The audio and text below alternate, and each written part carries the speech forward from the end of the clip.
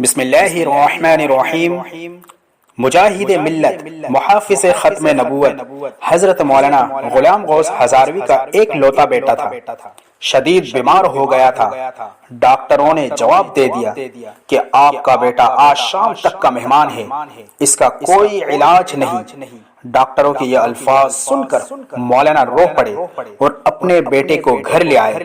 گھر میں کھڑے اپنے بیٹے کی تیمارداری کر رہے تھے کہ دروازے پر دستک ہوئی۔ مولانا دروازے پر گئے، باہر ایک بوڑھے شخص کو کھڑا پایا۔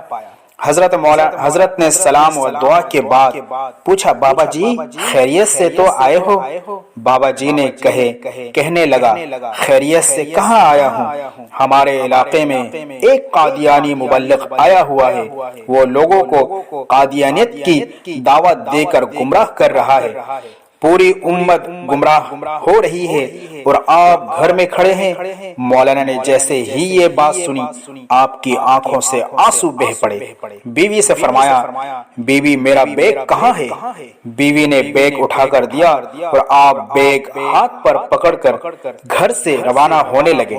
بیوی نے دامن پکڑ لیا اور کہنے لگی، مولانا بیٹے کی آخری لمحات میں اپنے نوجوان بیٹے کو اس حالت میں چھوڑ کر جا رہے ہو؟ مولانا نے آسمان کی طرف نظریں اٹھائی اور رو کر روانہ ہونے لگے تو پیارے بیٹے نے کہا، ابا جان میں آج کا مہمان ہوں، چند لمحوں تو انتظار کر لیجئے، میری روح نکل رہی ہے، مجھے اس حال میں چھوڑ کر جا رہے ہیں۔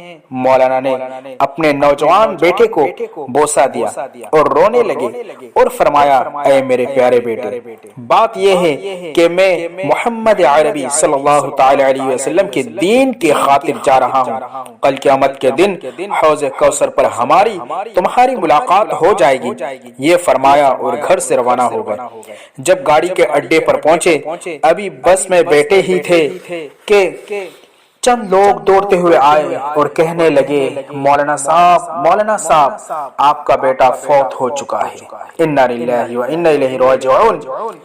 اس کا جنازہ پڑھاتے جائے۔ مولانا نے آسمان کی طرف نظریں اٹھائی اور رو کر فرمانے لگے، جنازے کی نماز پڑھانا فرض کفایہ ہے اور امت محمدیہ کو گمراہی سے بچانا اور ختم نبوت کی دفاع کرنا فرض عین ہے، اور فرض کفایہ کے لیے فرض عین کو چھوڑے نہیں سکتے۔ یہ کہتے ہوئے آپ وہاں سے روانہ ہو گئے۔ اس علاقے میں پہنچے، مناظرہ ہوا، اللہ رب العزت نے کامیابی عطا کی، وہ قادیانی مبلغ شکست خوردہ ہو کر بھاگ گیا۔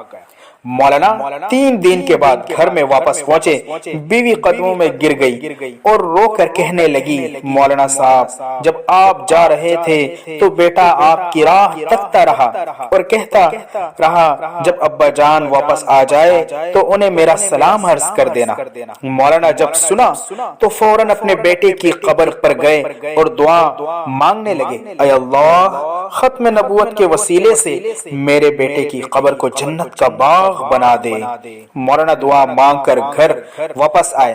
رات بیٹے کو خواب میں دیکھا، بیٹے نے ابا سے ملاقات کی اور کہا کہ رب محمد کی قسم، ختم نبوت کے وسیلے سے اللہ تعالیٰ نے میری قبر کو جنت کا باغ بنا دیا ہے۔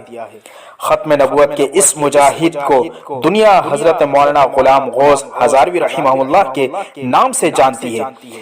ایسے تھے ہمارے اکابر جنہوں نے ناموس رسالت کی خاطر اپنا سب کچھ قربان کر دیا تھا۔